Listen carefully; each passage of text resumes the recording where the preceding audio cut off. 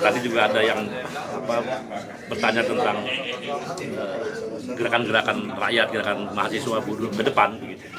Saya ingin pastikan bahwa khususnya kaum buruh ya, kami ini dari kemarin kumpul dengan 22 seluruh konfederasi, dan itu sekitar 200-an federasi di seluruh Indonesia itu sudah membuka jalan dan sudah berdiskusi dengan DPR untuk perbaikan Undang-Undang Cipta Kerja.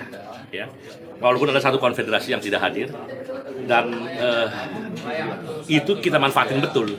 Jadi DPR membuka diri, pimpinan DPR membuka diri, kemudian juga pemerintah membuka diri, presidennya, menterinya sudah membuka diri untuk dialog. Yang pada zaman Jokowi itu mustahil, ya, itu mustahil. Nah, kenapa dengan dibukanya dialog itu kita harus menggelar demonstrasi? Mungkin Anda bisa lihatlah di YouTube atau di mana, atau di Mediana sendiri. Ketika kami mengumumkan demonstrasi, saya rasa nggak ada yang lebih besar dari yang kami lakukan.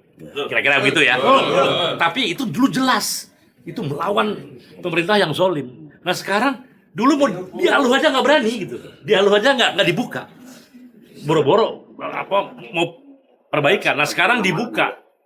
Jadi artinya kita memastikan bahwa kaum buruh Indonesia tidak boleh terjebak dalam tindakan-tindakan politik yang kemudian bisa berujung pada kerusuhan dan sebagainya. Itu kabar buruk buat kita. Kalau kerusuhan itu membuat stigma yang buruk juga buat investasi. Industri-industri bisa tutup juga kalau kejadian kayak kemarin berulang-berulang dan berulang terus. Ya, kita demonstrasi boleh, silahkan. Saya juga melakukan itu, apalagi di daerah-daerah dengan isu-isu khusus, lakukan itu.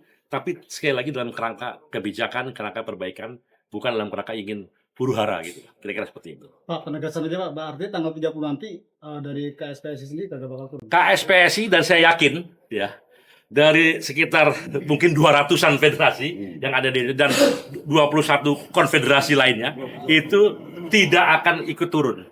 Karena kita sudah dibuka dialog itu. Nah yang tidak ikut kemarin dialog itulah yang kira-kira akan demo, dan saya nggak tahu demonya kok sama dengan yang kita diskusikan.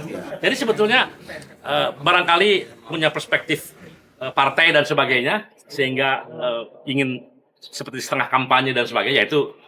Tapi hati-hati kalau ini terkoneksi dengan yang ingin membuat rusuh, karena tanggal 28 Agustus lalu juga kira-kira seperti itu kan, ada demonstrasi buruh, kemudian siang, kemudian dilanjutkan dengan kerusuhan gitu.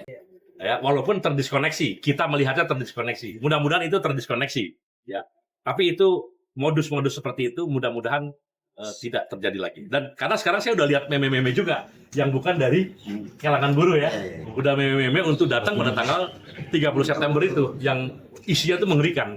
Jadi sekali lagi, rakyat, mahasiswa, buruh jangan terpancing pada aksi tanggal 30 September. Kita menahan diri, kita tidak usah ikut-ikutan, karena sekarang masyarakat, pimpinan-pimpinan masyarakat, pemerintah dan DPR sedang mendiskusikan berbagai kebijakan. Ini terbuka ya untuk kebaikan rakyat kita. Saya itu kali ya.